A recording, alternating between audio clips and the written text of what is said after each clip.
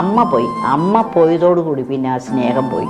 അമ്മയാണല്ലോ നമ്മുടെ എല്ലാം. എന്ത് സാധനം അമ്മ ചെയ്യുന്നുണ്ടെങ്കിലും അതൊരു പങ്ക് അമ്മേരെ പെട്ടിയിലുണ്ടാവും എനിക്ക് വേണ്ടി. അപ്പോൾ പറയും മകൾക്ക് വേണ്ടി അമ്മ എടുത്തേക്കാനുണ്ട്. സിസ്റ്റേഴ്സ് പറയും അതേടി അവളെൻ്റെ ഒരു മോളല്ലേ, ഞാൻ പ്രോഗ്രാമിന് പോയിട്ടൊക്കെ വരുമ്പോൾ സമയങ്ങൾ കഴിയുമല്ലോ, അപ്പോൾ അമ്മ അതെടുത്തിട്ട് പാകപ്പെടുത്തി തരും. അമ്മ എന്ന് പറയുന്നൊരു വസ്തു ലോകത്തിൽ ഏറ്റവും അനുഗ്രഹിക്കപ്പെട്ടതാണ്. മാതാവിൻ്റെ കാലിൻ്റെ അടിയിലാണ് നമുക്കുള്ള അനുഗ്രഹം എന്നാണ് പറഞ്ഞിട്ട് ഞാൻ കേട്ടിട്ടുള്ളത്. മാതാപിതാ ഗുരു ദൈവം. ദൈവം എന്താ പറഞ്ഞേക്കുന്നത്? നിങ്ങളെ 10 മാസം ചുമന്ന് പറ്റ അമ്മയെ സ്നേഹിക്കുക, അതിന് ശേഷം മതി എന്നെ.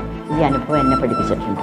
അതുകൊണ്ട് ഞാൻ എൻ്റെ അമ്മേനെ, ഞാൻ അമ്മ ഏതിന് ശേഷം ഒരു കുറ്റങ്ങളും പറയില്ല. പക്ഷേ നമ്മുടെ മക്കളൊന്നും ഇപ്പോൾ അതല്ല കേട്ടോ.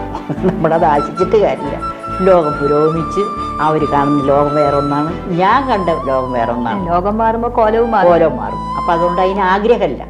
ഞാൻ എൻ്റെ അമ്മേനെ സ്നേഹിച്ചിരുന്നു. ഇന്നും രാത്രി കിടക്കാൻ നേരത്ത് എൻ്റെ അപ്പനോ എൻ്റെ അമ്മയ്ക്കോ എൻ്റെ ഭർത്താവിനോ എൻ്റെ വേണ്ടപ്പെട്ടവർക്കൊക്കെ പ്രാർത്ഥിച്ച് കഴിഞ്ഞതിന് ശേഷമേ ഞാൻ തലേണയിൽ തലവയ്ക്കും.